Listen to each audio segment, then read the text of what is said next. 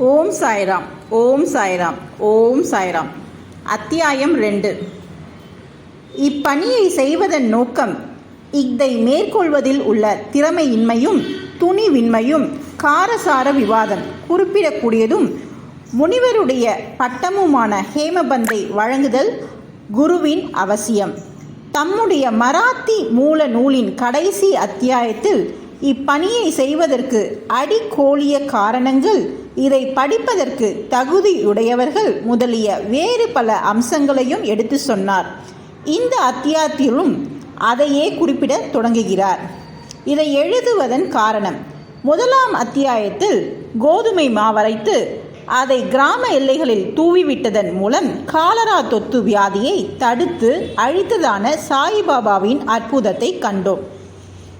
நான் சாய்பாபாவின் மற்றும் பல அற்புத லீலைகளை பெரும் உள்ள கிளர்ச்சியுடன் கேட்டிருக்கிறேன். அக்கிளர்ச்சியே இவ்வழகான பணியாக பொங்கி உருவெடுத்து சாய்பாபாவின் பெருமையுடைய அற்புதங்களை வரைதலானது. அவருடைய அடியவர்களுக்கு உற்சாகமூட்டுவதாகவும் அறிவுறுத்துவதாகவும் இருப்பதுடன் அவர்களின் பாவங்களையும் நீக்குமாதலின் தான் நான் சாய்பாபாவின் புனித வரலாற்றையும் அவருடைய போதனைகளையும் வரைய தொடங்கினேன். ஞானியின் வரலாறு என்பது தர்க்க சாஸ்திரத்துக்கோ பட்டிமன்றத்துக்கோ உரியது அன்று. அது உண்மையும் பெரியதுமான வழியையே காண்பிக்கிறது. பணியை செய்ய திறமையின்மையும் துணிவின்மையும். தாம் இப்பணியை செய்ய தகுதியுடையவர் அல்ல என்று ஹேமபந்த் நினைத்தார். எனக்கு நெருங்கிய நண்பனின் வாழ்க்கையே தெரியாது, அப்படியே எனது மனதையும் நான் அறியேன். இவ்வாறிருக்கையில் வேதங்களால் கூறவியலாத ஒரு ஞானியின் வரலாற்றையோ அல்லது அவதாரத்தின் குணங்களையோ நான் எங்கனம் எழுதுவேன்? ஒரு ஞானியின் வாழ்க்கையை விவரிக்கும் ஒருவனும் ஞானியாகவே இருக்க வேண்டும். எனவே நான் எங்கனம் அவர் தம் புகழை விவரிக்க இயலும்? ஞானியின் வாழ்க்கையை வரைவதென்பது மிக கடினமானதாகும். ஒருவன் 7 கடல் ஆழத்தையும் அளவிட்டு விடலாம். துணி ஜோடனைகளால் ஆகாயத்தையும் அலங்கரித்து விடலாம். இது தீரமிக்க செயலாகும் என்று நான் அறிவேன். இது என்னை பார்த்து பிறர் நகைக்க இடம் கொடுத்துவிடும் என நான் சாய்பாபாவின் அருளை நாடினேன். அடியவர்கள் விரும்பும் வெற்றிகரமாய் முடிவுறும் இப்பணியை மேற்கொள்வதற்கு ஞானியர் தம் வாழ்க்கை வரலாற்றை எழுதுவோரை கடவுள் விரும்புகிறார் என்றும் மகாராஷ்டிரத்தை சேர்ந்த முன்னோடி கவியும் ஞானியுமான ஸ்ரீ ஞானேஸ்வரர் மகாராஜ் என்பவர் எழுதி எம்பிக்கிறார். இப்பணியை ஞானிகள் சங்கல்பிக்கிறார்கள். அடியவன் அம்முடிவை அடைய மறைமுக காரணமாகின்றன அல்லது கருவியாகின்றன. உதாரணமாக சக வருடம் 1700 கவி மஹிபதி ஞானிகளின் வாழ்க்கையை எழுதும் உயர் நோக்கம் கொண்டார். ஞானிகள் அவரை சங்கல்பித்து பணியை நிறைவேற்றி வைத்தார்கள். அம்மாதிரியே சக வருடம் 1800 தாஸ்கனுவின் சேவையும் அங்கீகரிக்கப்பட்டது. முன்னவர் பக்த விஜயம், சந்த விஜயம், பக்த லீலாம்ருத், சந்த லீலாரும் என்னும் 4 நூல்களை பின்னவர் நவீன ஞானியரை பற்றி விவரிக்கப்பட்ட பக்த லீலாம், சந்த கதாம்ருத் என்ற நூல்களையும் இயற்றினார்.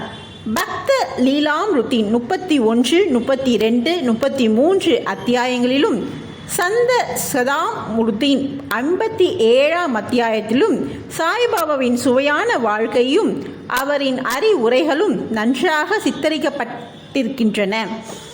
இவை சாய் லீலா சஞ்சிகையில் தொகுப்பு 11, 12, 17 தனியாக பதிப்பிக்கப்பட்டிருக்கின்றன. படிப்பவர்கள் இவ்வத்தியாயங்களை படிக்க கேட்டுக்கொள்ளப்படுகிறார்கள். அங்கனமே பாந்திராவை சேர்ந்த திருமதி சாவித்ரி பாய் ரகுநாத் தெண்டுல்கர் பதிப்பித்துள்ள சாய்நாத் பஜன் மாலா என்ற சிறிய அடக்கமான புத்தகத்திலும் சாய்பாபாவின் அற்புத லீலைகள் சித்தரிக்கப்பட்டிருக்கின்றன. தாஸ்கனு மகாராஜும் பல்வேறு இனிய பாடல்களை சாய்பாபா மீது எழுதியிருக்கிறார். குஜராத்தில் அமிதாஸ் பவானி மேதா என்னும் ஷீரடியை சேர்ந்த ஒரு அடியவர் சாய்பாபாவின் சில நிகழ்வுகளை பதிப்பித்துள்ளார். தக்ஷண பிக்ஷ்ணா சன்ஸ்தானு சாய்நாத் பிரபாவை சில பதிப்புகளை செய்தனர். இவ்வாறு சாய்பாபாவை பற்றிய பல நூல்கள் இருக்கும்போது இந்த சச்சரிதம் ஏன் எழுதப்பட வேண்டும், அதற்கான தேவை என்ன என்றும் எதிர்ப்பு கேள்விகள் வருகின்றன. விடை தெளிவானதும் எளியதும் ஆகும். அகன்று ஆழ்ந்த எல்லையற்ற ஒரு பெருங்கடல் போன்று சாய்பாபாவின் வரலாறு உள்ளது. அனைவரும் அதனுள் ஆழ்ந்து முழுகி விலை மதிப்பற்ற ஞானம், பக்தி என்ற முத்துக்களை எடுக்கலாம். நல்லுணர்வில் ஊறி கிடக்கும் மக்களுக்கு அவற்றை கொடுக்கலாம். சாய்பாபாவின் கதைகள், சிறு கதைகள், அறிவுரைகள் ஆகியவை மிகவும் அற்புதமானவை. இவ்வுலக வாழ்க்கையினுடைய துன்ப பெருஞ்சுமைகளை சுமந்து கொண்டிருப்பவர்கள், கவலையால் பீடிக்கப்பட்டோர்கள் ஆகியவர்களுக்கு மன அமைதியையும் மகிழ்ச்சியையும் அவை அளிக்கின்றன.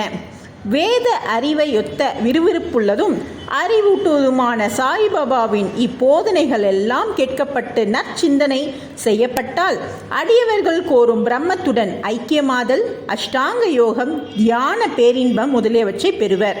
எனவே இந்நிகழ்வுகளை பொறுக்கி எடுக்க எண்ணம் கொண்டேன். அதுவே எனது சிறந்த வழிபாடு ஆகும் என்பதாதலின் சாய்பாபாவின் தரிசனத்துக்கு கொடுத்து வைக்காத இவ்வெளிய ஆத்மாக்களின் கண்களுக்கு இந்நிகழ்ச்சி தொகுப்புகள் பேர் உரையாக இருக்கும். எனவே நான் சாய்பாபாவின் போதனைகளையும் இயற்கையானதும் எல்லையற்றதுமான தன்னுறவு கருத்துக்களையும் சேகரிக்க முற்பட்டேன். இப்பணியில் பாபாவே என் உள்ளுணர்வை கிளப்பிவிட்டார். உண்மையில் என்னுடைய அகங்காரத்தை அவர் தம் பாதத்தடியில் சமர்ப்பித்து இம்மை மறுமை இரண்டிலும் என்னை பூரண சந்தோஷமாக்குவார் என்று எண்ணினேன். இப்பணிக்கு நானே எனக்கு அனுமதி அளிக்கும்படி சாய்பாபாவை கேட்க முடியவில்லை.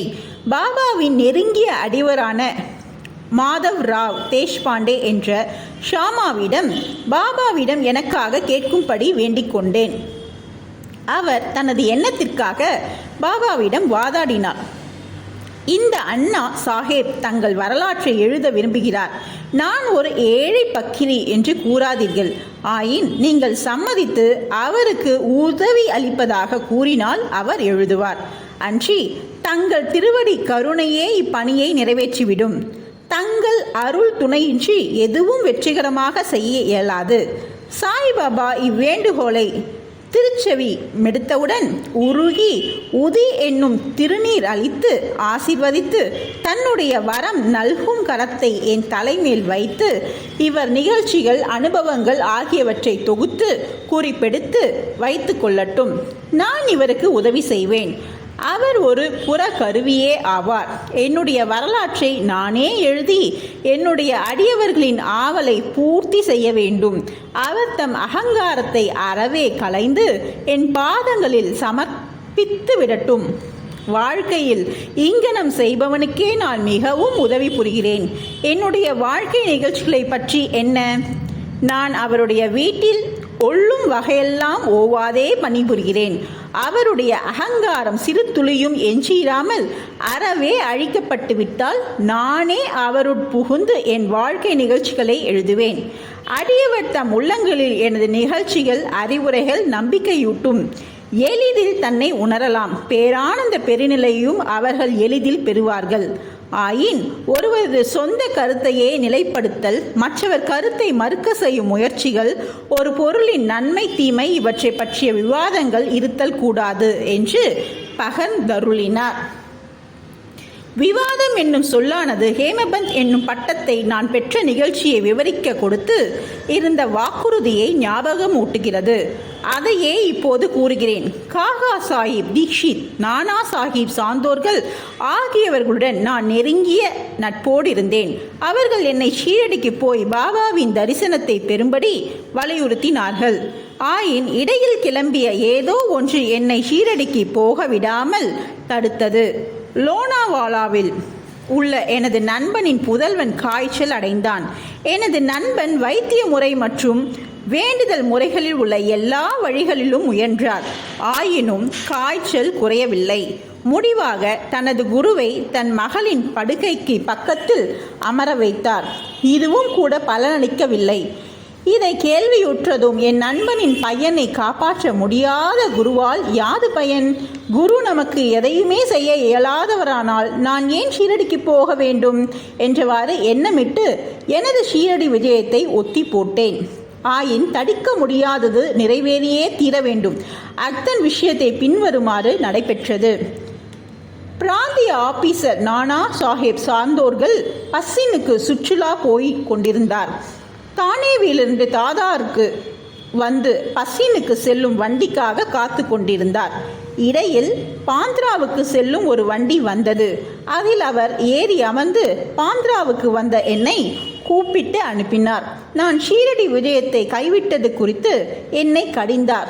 எனது ஷீரடி பயணத்தை பற்றி நானாவின் வாக்குவாதங்கள் திருப்தி அளிக்கக்கூடியதாகவும் உற்சாகமூட்டக்கூடியதாகவும் இருந்தன.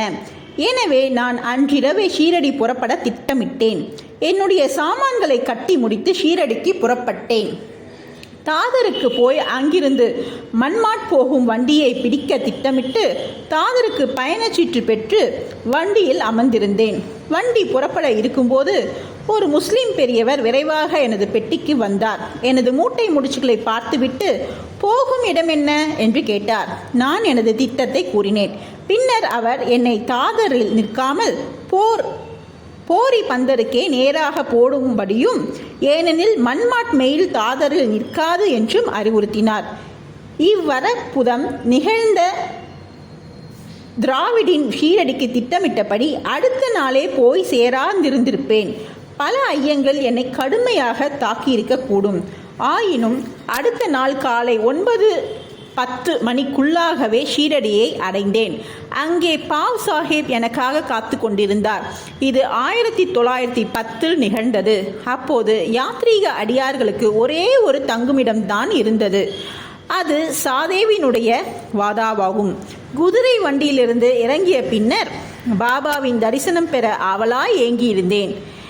மசூதியினின்று திரும்பி வந்த பெரும் அடிவரான தாத்தியே சாஹிப் நூல்கர் சாய்பாபா வாதாவின் மூலையில் இருக்கிறார். முதலில் ஒரு முன்னோடி தரிசனம் செய்துவிட்டு குளித்த பின் சாவகாசமாக பார்க்கலாம் என்று கூறினார். இதை கேட்டவுடன் நான் பாபாவிடம் ஒரு சாஷ்டாங்க நமஸ்காரம் செய்தேன். எனது மகிழ்ச்சிக்கு எல்லையே இல்லை. நானா சாஹிப் சாந்தோர்கள் என்னிடம் கூறியதற்கு அதிகமாகவே கண்டேன். என்னுடைய புலன்கள் எல்லாம் திருப்தி அடைந்தன. நான் பசி தாகத்தை மறந்தேன். சாய்பாபாவின் பாதங்களை தொட்டவுடன் ஆசீர்வதிக்கப்பட்ட ஒரு புத்தம் புதிய வாழ்வையே அவர் எனக்கு அருளியதை உணர்ந்தேன். என்னை இச்செயலில் இடைவிடாமல் தூண்டி சாய்பாபாவின் தரிசனத்திற்கு உதவி புரிந்தவர்களுக்கு கடமைப்பட்டதை கருதினேன். அவர்களை உண்மை உறவினர்களாக நினைக்கிறேன். அவர்களுடைய கடனை நான் திருப்பி தர முடியாது. அவர்களை நினைத்து அவர்கள் முன் வீழ்ந்து வணங்குகிறேன். சாய்பாபாவின் தரிசனத்தில் உள்ள நூதனமானது நான் கண்டவாறு நம்முடைய எண்ணங்கள் மாறுகின்றன. முன்னை கருமங்களின் வலிமை அழிக்கப்படுகின்றது அல்லது பற்றற்ற நிலை அதிகரிக்கின்றது. முன்னை பிறவிகள் செய்த பல நற்கருமங்களால் அத்தகைய சுப தரிசனம் அடையப்படுகிறது. நீங்கள் சாய்பாபாவை கண்டுவிட்டீர்களானால் புற உலகு எல்லாம் சாய்பாபாவாகவே தோற்றமளிக்கிறது. சூடான விவாதம். குருவின் தேவையை பற்றி எனக்கும் பாலா சாஹிப் பாடைக்கும் இடையில் ஒரு சூடான விவாதம் நான் ஷீரடிக்கு வந்து தினத்தன்று நடைபெற்றது. நம் சுதந்திரத்தை நாம் ஏன் இழக்க வேண்டும்? மற்றவர்களிடம் ஏன் சரணாகதி அடைய வேண்டும் என்று நான் விவாதித்தேன்.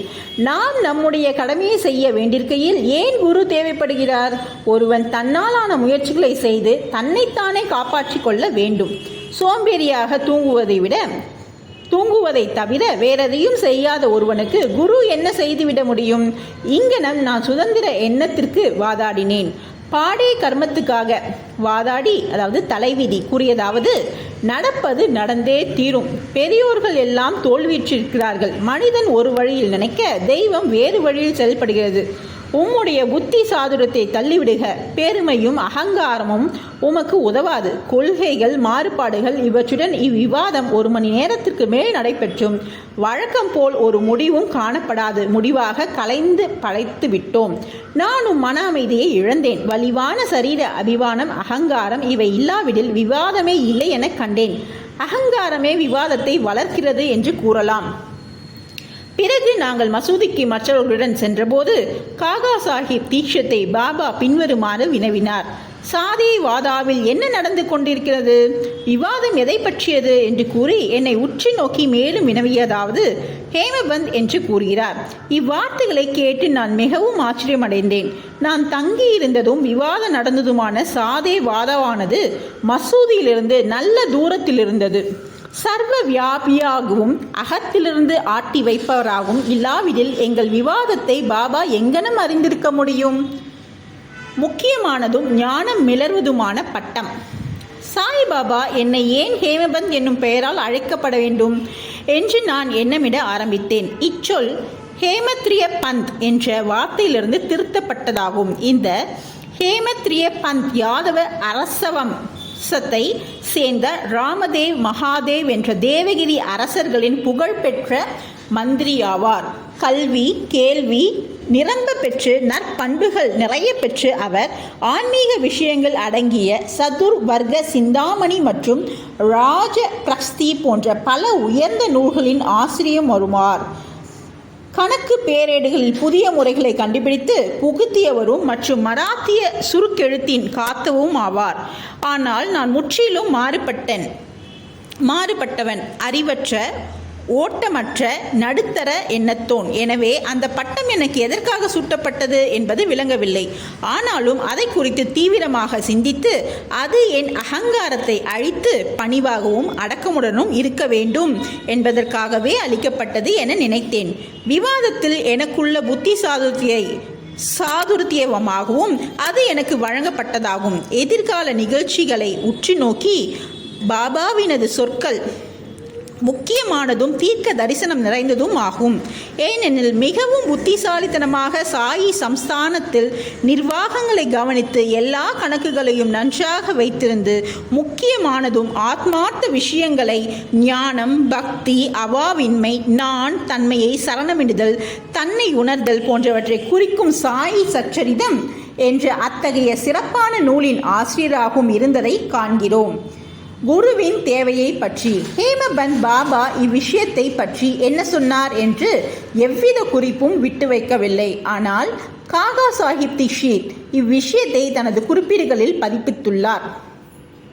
ஹேமபந்தின் சாய்பாபா சந்திப்பின் அடுத்த நாளில் பாபாவிடம் காகா சாஹிப் தீக்ஷித் என்று சென்று தான் ஷீரடியை விட்டு போக வேண்டுமா என கேட்டார். பாபா ஆம் என்றார்.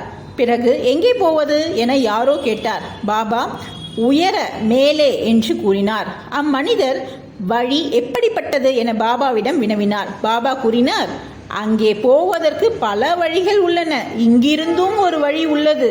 பாதை கடினமானது. புலிகளும் ஓநாய்களும் வழியிலுள்ள காடுகளில் உள்ளன. நான் கேட்டேன். காகா சாஹிப் கேட்டார், ஒரு வழிகாட்டியை நாம் அழைத்து சென்றால் என்ன? அதற்கு பாபா கூறினார், அப்பொழுது கடினமில்லை. புலி, ஓநாய், படுகுழிகள் முதலியவற்றிலிருந்து உன்னை விலக்கி உன் குறிக்கோள்களை அடைய நேரடியாக அழைத்து செல்வார். வழிகாட்டி இல்லை என்றால் காடுகளில் நீ காணாமல் போகலாம் அல்லது படுகுழியில் விழும் அபாயம் இருக்கிறது. இந்நிகழ்ச்சியின் போது தாப்போல்கரும் அறை அருகே இருந்தார். இதுவே குரு அவசியமா என்னும் விவாதத்திற்கு பாபாவின் பதில் என்று எண்ணினார். ஒரு மனிதன் சுதந்திரமானவனா அல்லது கட்டுப்பட்டவனா என்னும் விவாதம் ஆன்ம விஷயங்களில் உபயோகமில்லை என்றும் இவ்வத்தியாயத்தின் மராத்தி மூலப்பகுதியில் விளக்கப்பட்டபடி பெரிய அவதாரங்களான ராமர், கிருஷ்ணர் முதலியோர் தமது குருக்களான வசிஷ்டர், சாந்திபனி ஆகிய முனிவர்களிடம் தன்னை அறிவதற்காக சரணடைந்தார்கள் என்றும் குருவினுடைய உபதேசத்தினாலேயே பரமாத்திகம் அடையப்படுகிறது என்றும் நம்பிக்கையும் பொறுமையுமே அத்தகைய முன்னேற்றத்திற்கான தேவையான நற்பண்புகளாம் என்பதே பாபாவின் திரிக்குறிப்பாம். ஸ்ரீ சாயியை பணிக. அனைவருக்கும் சாந்தி நிலவட்டும்.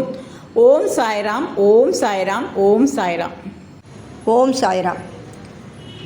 இப்போ அத்தியாயம் 2வது அத்தியாயத்தினுடைய இதை கேட்டிங்க. அதனுடைய விளக்க உரையை நான் சொல்கிறேன். என்னென்னா ஹேமபந்த் இந்த சச்சரிதத்தை எழுதுறதுக்கே ரொம்ப நான் இப்போ அறிவற்றவன், எனக்கு எந்தவித தகுதியும் இல்லை, ஒரு நாணய பற்றி எழுதணுன்னா அவங்க அந்த தகுதி நம்மளுக்கும் இருக்கணும்னு அவர் நினச்சாரு. ஆனால் பாபா நீங்கள் எழுதுங்க சொன்னால் நம்ம எழுதலான்னு ஒரு நண்பர் மூலயமா பாபா கிட்ட தூது அனுப்புனார். அவர் போய் கேட்டதுக்கு பாபா வந்து அவரை எழுத சொல்லுங்கள், நான் எல்லா உதவியும் செய்கிறேன் அப்படின்னு உதவியையும் ஆசீர்வாதம் பண்ணி கொடுத்தாரு. அதற்கு மேலே தான் அவர் எழுத ஆரம்பித்தார்.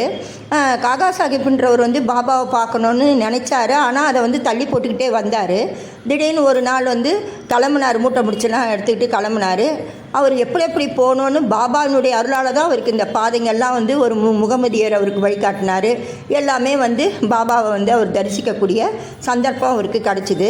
அவர் பாபாவை சந்தித்த பிறகு இவர் வந்து சில நண்பர்களுடன் சூடான விவாதத்திலலாம் வந்து செய்தார். என்னென்னா, நம்ம வந்து சுறுசுறுப்பாகவும் நம்ம கடமையை நம்ம கரெக்டாக செய்தால் நம்மளுக்கு எதுக்கு வந்து குரு நம்மளுக்கு தேவையில்லைன்ற மாதிரி இவர் பேசினார். ஆனால் கூட இந்த நண்பர்களாக வந்து நம்மளுக்கு ஒரு நல்ல ஒரு பாதையை, ஒரு லட்சியத்தை நம்ம அடையணும்னா நம்மளுக்கு குரு தேவைன்னு சூடான விவாதம் நடைபெற்ற பிறகு இவங்க சாய்பாபாவை பார்க்க போனாங்க. பாபா கேட்டார், வாதம் முடிந்ததா, நீங்கள் வந்து என்ன முடிவு எடுத்தீங்க அப்படின்னு கேட்டார். அப்போ வந்து குரு தான் நம்மளுக்கு வேணும், ஏன்னா நம்ம கரெக்டான ஒரு பாதையில் நம்ம லட்சியத்தை நோக்கி போகும்போது எந்தவித தங்கு தடையில்லை. நம்ம ஒன்று நினச்சா கடவுள் ஒன்று நினைப்பார். அதனால் தங்கு தடை இல்லாமல் போகிறதுக்கு குரு இது வந்து மிகவும் அவசியம் அப்படின்றது தான் இந்த அத்தியாயத்தினுடைய முக்கியமான கருத்து. நம்ம எந்தவித ஒரு பாதையை நம்ம நோக்கி செல்கிறோமோ, ஒரு குருவோடு நம்ம செல்லும்போது நம்ம வந்து நேராக வந்து அந்த லட்சியத்தை அடைந்து வெற்றி பெறுவோம். அதனால் வந்து எல்லாமே பெரிய பெரிய கடவுள் கூட ராமர், கிருஷ்ணர் எல்லாருமே அந்த குருவினுடைய துணையோடு தான் வெற்றி பெற்றாங்க. அதனால் நீங்கள் அகங்காரம் நம்மளுக்கு இருக்கவே கூடாது. நம்பிக்கை, பொறுமை, அகங்காரத்தை வச்சுட்டு இந்த இதை வந்து நம்ம ஃபாலோ பண்ணி போனோம்னா நிச்சயம் ஒரு லட்சியத்தை நம்ம அடையிறதுக்கு நம்மளுக்கு வந்து ஒரு உதவியாக இருக்கும். அதனால் எப்போவுமே குரு நம்மளுக்கு தேவைன்றது தான் இந்த அத்தியாயத்தினுடைய முக்கியமான கருத்து. ஓம் சாய்ராம், ஓம் சாய்ராம், ஓம் சாய்ராம்.